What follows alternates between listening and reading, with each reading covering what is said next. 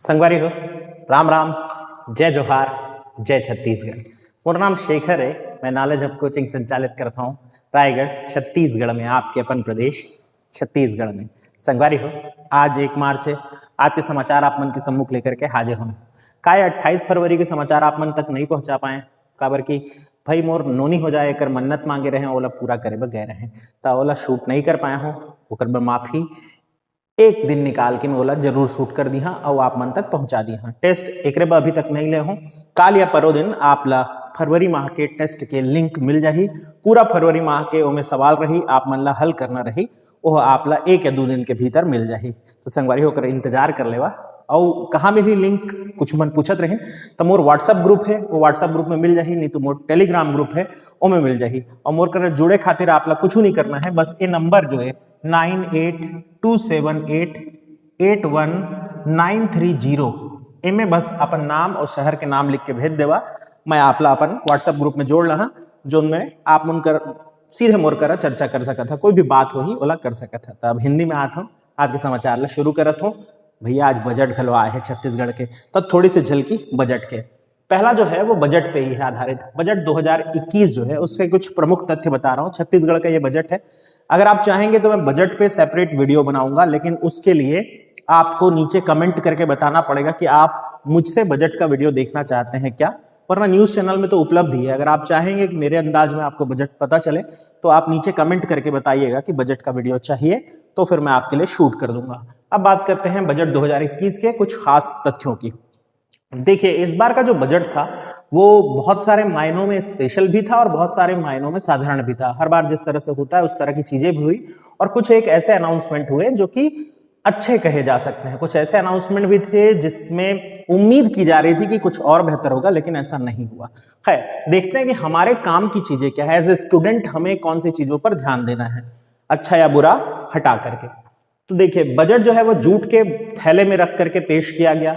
ये भी एक परंपरा सी हो गई है, और ये आपको याद रखना चाहिए कि जूट के थैले में रख करके पेश किया गया। और एक मैं संकेत देना चाहूंगा, छत्तीसगढ़ में बहुत दिनों से एक बंद पड़ी हुई जूट मिल है, रायगढ़ में स्थित मोहन जूट मिल, उसके शुरू किए जाने के कुछ प्रयास जो है वो चल रहे हैं। तो शायद एक तरफ आप इशारा समझ सकते हैं कि उसके लिए कुछ बेहतर होगा। बहरहाल उस पर कोई चर्चा नहीं हुई बजट में, लेकिन आप भविष्य में देख सकते हैं। गढ़बो नवा छत्तीसगढ़ की थीम पर यह बजट आधारित था, जो कि जूट के उस थैले पर प्रिंट भी था। प्रदेश का यह 21वां बजट था ओवरऑल, और भूपेश बघेल का मुख्यमंत्री के साथ साथ वित्त मंत्री के पद पर रहते हुए यह तीसरा बजट था। आमतौर पर वित्त मंत्री बजट पेश करते हैं। छत्तीसगढ़ में चूंकि वित्त प्रभार जो है वो मुख्यमंत्री के हाथों में है, इसलिए खुद उन्होंने पेश किया।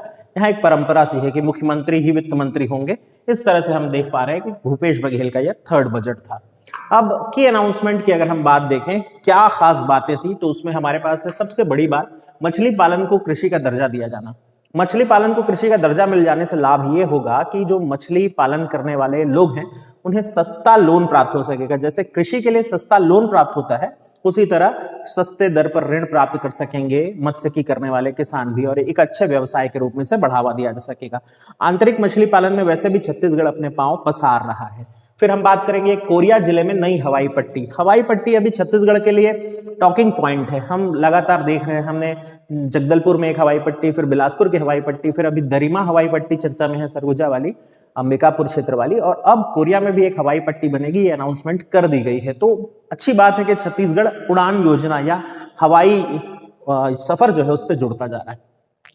बस्तर टाइगर्स, मेरे लिए ये जो अनाउंसमेंट था वो बहुत बेहतर अनाउंसमेंट लगा, क्योंकि छत्तीसगढ़ के लिए उम्मीद जगाने वाला है। बस्तर टाइगर्स नाम से एक नई पुलिस फोर्स का गठन होगा, जिसमें लगभग 2800 पोस्ट भी निकलेगी, 2800 भर्ती भी निकलेगी। मजेदार बात यह होगी कि स्थानीय लोगों को प्राथमिकता दी जाएगी, वो भी उनको जो स्थानीय बोली के जानकार हैं।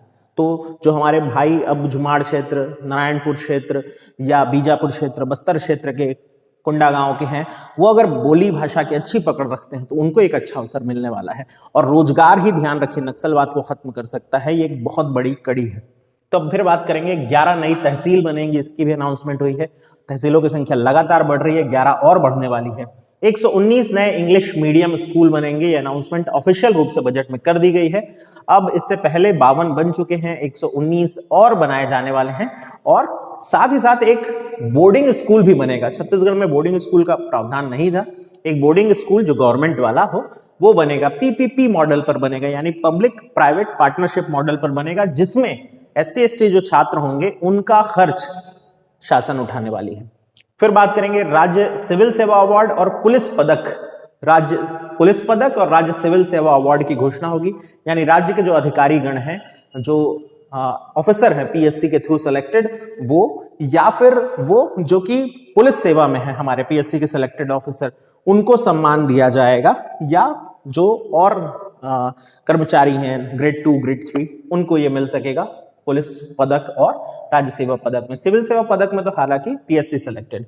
फिर बात करेंगे गौठानों में रूरल इंडस्ट्री पार्क की स्थापना। ये बहुत दिन से चर्चा में ऑलरेडी बना हुआ था कि गौठानों का विकास अब रूरल इंडस्ट्रियल पार्क के रूप में किया जाएगा। तो मुख्यमंत्री जी की ये पहल जो है वो बहुत दिनों से चर्चा में तो थी ही, लेकिन एक इसमें अभी भी थोड़ी सी दिक्कत है। दिक्कत यह है कि शहरी गौठानों में तो लगातार काम बहुत तेजी से हो जा रहा है, ग्रामीण गौठान अभी भी थोड़े संकट में दिखाई देते हैं। शहरी गौठानों में भी अगर देखें तो एक समस्या दिखाई देती है। सुबह हम क्लास पर भी चर्चा कर रहे थे जिसके बारे में कि एक गौठान में अगर आप बहुत सारे पशु रखते हैं और सबके लिए एक साथ चारा डाल देते हैं, तो वो पशु जो थोड़े शक्तिशाली होते हैं, वो पशु जो ज्यादा एक्टिव होते हैं, अभी यंग होते हैं, वो तो उस चारा को आराम से खा लेते हैं, लेकिन वो जो बीमार पशु है या घायल पशु है या उम्रदराज पशु हैं, उन तक वो चारा नहीं मिल पाता है, क्योंकि पर्टिकुलर हर पशु को चारा उपलब्ध करा पाने का साधन संसाधन अभी ऐसी योजना में तैयार नहीं किया गया है। इस तरह की बात जो है वो भी होनी चाहिए। अब देखें, इसके लिए अलग भर्ती होती तो बेहतर होता, और भले आप मजाक उड़ा सकते हैं, लेकिन गौठानों के जरिए भी रोजगार क्रिएट किया जा सकता था। खैर, ये एक अनुमान है मेरा। फिर बात करेंगे राज्य और राज्य के बाहर सी मार्ट स्टोर। ये एक अगेन बहुत खूबसूरत योजना बनने वाली है। सी मार्ट जो शॉप बनेंगी, उसका उद्देश्य होगा कि छत्तीसगढ़ की जो परंपरागत चीजें, जैसे ढेंकी से कूटा हुआ चावल, घानी से निकाला गया तेल, या फिर छत्तीसगढ़ का पारंपरिक पकवान, परंपरागत शिल्प, कंडरा जनजाति के द्वारा बनाया गया बांस शिल्प हो सकता है, या फिर लौह शिल्प हो सकता है, या फिर वो हो सकता है भाई अलग अलग तरह की कला है हमारे पास, ढोकरा शिल्प है, गढ़वा कला है, उनमें से कोई भी प्रकार का जो उत्पाद है उसको बेचने के लिए एक छत, एक ऐसा शॉप जहां वो सारी चीजें एक साथ उपलब्ध हो सके। वो राज्य में तो बनेंगे ही, साथ साथ आउट ऑफ द स्टेट भी बनाया जाएगा। इससे आय बढ़ेगी हमारे शिल्पकारों की। इससे याद आया, शिल्पकारों के लिए एक अलग बाकायदा एक विभाग बनाने की घोषणा भी हो रही है। मैं बजट पे डिटेल पे चर्चा करूंगा तो उन चीजों को और समझा सकूंगा। फिर बात करेंगे मानव संग्रहालय। ये एक और बड़ा अनाउंसमेंट है। जिस तरह मध्य प्रदेश के भोपाल में मानव संग्रहालय है, मनुष्य या नृजाति म्यूजियम जिसे हम कहते हैं, नृजाति शब्द है, नृजाति, तो उसी तरह का एक म्यूजियम जो है वो आप बनते हुए देखेंगे रायपुर में, हमारे नवा रायपुर में। फिर अगले पे आते हैं, कृषि जो क्षेत्र है, कृषि क्षेत्र ऊर्जा शिक्षा उद्यान, ये बनेगा पाटन दुर्ग में। तो ऑब्वियस सी बात है, मुख्यमंत्री अपने क्षेत्र को तो कुछ ना कुछ देना चाहते ही थे, तो पाटन दुर्ग को इस बार दिया गया है कृषि क्षेत्र ऊर्जा शिक्षा उद्यान। तो ये थी बजट की वो खास बातें जो ध्यान आकर्षित कर रही थी। बजट में कितने का प्रावधान किया गया, किसके लिए कितनी राशि है, ये सब हम अलग से सेपरेट बजट के वीडियो में देख सकते हैं अगर आप चाहें तो, वरना बजट स्पीच मैं अपलोड कर दूंगा। PDF मिल जाएगा आपको आपको टेलीग्राम ग्रुप में आना पड़ेगा, फाइल थोड़ी बड़ी है। फिर हम बात करेंगे बसंत साहू जी की। बसंत साहू एक चित्रकार हैं। बड़ी बात यह है कि ये दिव्यांग हैं और अपने दिव्यांग होने को इन्होंने कभी बाधा नहीं बनने दिया। शारीरिक अपंगता कभी इनकी राह का रोड़ा नहीं बनी। चित्रकारी में इन्होंने खूब अपना प्रयास जो है वो जारी रखा। लगभग 25 सालों से अब ये उस क्षेत्र से जुड़े हुए हैं और इतना बेहतरीन चित्र बनाते हैं कि कोई कह नहीं सकता कि शारीरिक रूप से किसी भी प्रकार से चैलेंज व्यक्ति ने ये चित्र बनाया होगा। अद्भुत कलाकार हैं और उनकी कला को एक सम्मान दिया गया, सम्मान जिसका नाम है बहुमत सम्मान। अगर आप मुझे शुरुआत से सुनते आ रहे हैं तो मैं ये न्यूज़ पहले भी बता चुका था। कल ऑफिशियली इनको जा करके ये अवार्ड दे दिया गया, इसलिए ये न्यूज़ फिर से चर्चा में है। बहुमत सम्मान दिया जाता है दाऊ रामचंद्र देशमुख जी के नाम पर। दाऊ रामचंद्र देशमुख दुर्ग से संबंधित थे और कला के क्षेत्र के बहुत बड़े हमारे यहाँ पारखी रहे हैं, कला क्षेत्र के एक बहुत महत्वपूर्ण व्यक्तित्व रहे। उनकी स्मृति में यह सम्मान अक्सर लोक कलाकारों को दिया जाता था। ये पहला अवसर है कि किसी चित्रकार को उनके नाम पर यह सम्मान दिया गया। यह 19वां अवसर था जब यह सम्मान दिया गया, जिसमें पहली बार किसी चित्रकार को मिला है, तो इसलिए ये न्यूज़ महत्वपूर्ण हो जाती है। फिर हम बात करेंगे माटी के कर्जा। ये एक किताब है, लेखक है नील पटेल। नील पटेल इंजीनियर हैं, अभियंता हैं और भिलाई स्टील प्लांट में कार्यरत हैं। बहरहाल उनका जीवन परिचय तो नहीं पूछेगा, लेकिन आप जानने के लिए जान सकते हैं, आप सिर्फ राइटर का नाम भी जान सकते हैं। तो नील पटेल साहब ने किताब लिखी, किताब का नाम है माटी के कर्जा।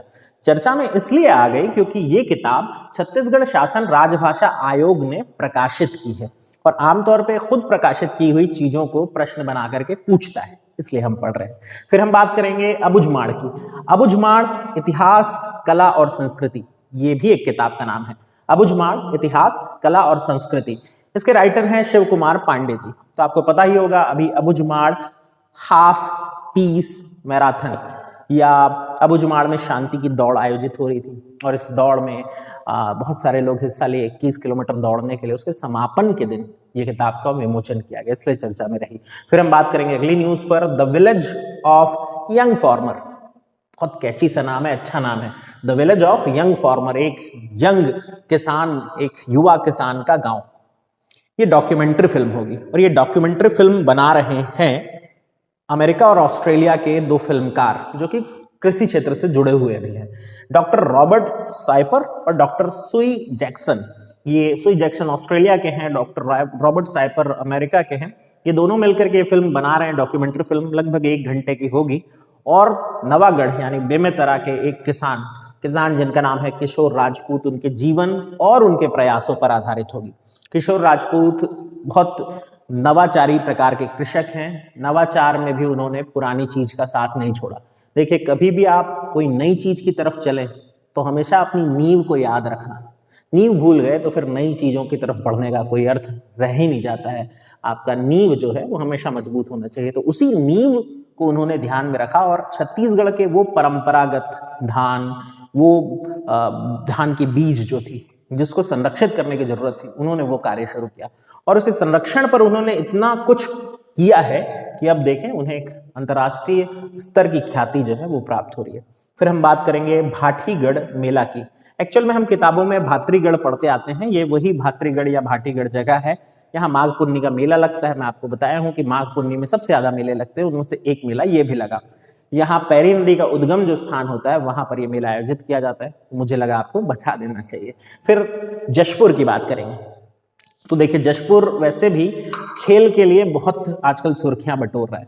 मैं तीरंदाजी के ऊपर तो बताया ही था, लेकिन आज जो है वो जशपुर में हॉकी खेल के ऊपर बात है। जशपुर से भी एक से एक हॉकी खिलाड़ी निकले हैं, अंतर्राष्ट्रीय स्तर के भी खिलाड़ी निकले हैं, लेकिन वो और बड़ा हो सके और बेहतर हो सके इसलिए जशपुर में एक एस्ट्रो टर्फ बनाए जाने का सपना देखा गया था 20 साल पहले। अब इसको बहुत दिन हो गए, सरकारें आई और गई, किसी ने इस पर कोई खास कार्य नहीं किया था। बहरहाल ये कार्य शुरू हुआ और अब अपने समाप्ति की ओर बढ़ रहा है। माना जा रहा है कि मार्च 2021 तक जशपुर के मैदान का एस्ट्रोटर्फ तैयार हो जाएगा। एस्ट्रोटर्फ यानी हॉकी के खेल का मैदान, आमतौर पर सिंथेटिक मैदान होता है जिसपे हॉकी की जो बॉल होती है वो बढ़िया स्किड कर सके। तो वो मैदान बनने के बाद ये राजनांदगांव के बाद छत्तीसगढ़ का दूसरा सबसे बड़ा हॉकी मैदान हो जाएगा। ये मैदान जो है वो NES कॉलेज ग्राउंड में बन रहा है जशपुर के। फिर हम बात करेंगे भिलाई चरौदा की। भिलाई चरौदा क्षेत्र, यहाँ सोलर पावर प्लांट बन रहा है। बड़ी बात यह है कि भारतीय रेलवे इसे बना रही है, यानी छत्तीसगढ़ शासन का इससे लेना देना नहीं है, लेकिन जमीन जो क्षेत्र है वो हमारे प्रदेश में है, इसलिए हम इस न्यूज को पढ़ रहे हैं। तो भिलाई चरौदा में बन रहे इस सोलर प्लांट की बात करें तो ये भारतीय रेलवे के द्वारा, खासतौर पे दक्षिण पूर्व मध्य रेलवे जो हमारी अपनी रेलवे है उसके द्वारा स्थापित किया जा रहा सबसे बड़ा सोलर प्लांट होने वाला है। ये सोलर प्लांट 310 करोड़ की लागत से 210 एकड़ जमीन पे बन रहा है। साथ ही साथ 50 मेगावाट इससे विद्युत उत्पादन हो सकेगा। ये भारतीय रेलवे की एक सहयोगी कंपनी है, REMCL यानी railway energy management company limited, वो इसको बना रही है। इतना कुछ था 1 मार्च के समाचार में। वैसे आज बजट पे बहुत कुछ है बात करने के लिए, लेकिन मैं फिर दोहराना चाहूंगा, अगर आप चाहें तो मैं बजट के वीडियोस एक बार में तो कंप्लीट नहीं करेंगे, 2 या 3 वीडियो ला करके टुकड़े टुकड़े में बजट को सरलतम रूप में पढ़ेंगे और ये एक डॉक्यूमेंट के रूप में हमेशा आपके पास रहेगा, ताकि भविष्य में जब भी आप एग्जाम देने जाएं आप वो वीडियो देखें, ज्यादा से ज्यादा 20-20 मिनट के 3 वीडियो, और आपका बजट से कोई सवाल गलत ना हो, ये मेरा प्रयास रहेगा। तो अगर आप चाहते हैं तो नीचे कमेंट पे आपको वो लिखना पड़ेगा। और हाँ, मैं चाहता हूँ कि भाई आप मेरे वीडियो थोड़े शेयर कर दें, लाइक वगैरह करें ना करें, शेयर करें, ताकि मेरी पहुंच आप जैसे और ज़रूरतमंदों तक हो सके। मेरा ये प्रयास है उसमें मुझे आपके सहयोग की भयंकर ज़रूरत है। तो थोड़ा सा इस तरफ गौर करें और मिलें फिर कल। मिलते हैं आपसे। ध्यान रखिए अपना और अपनों का।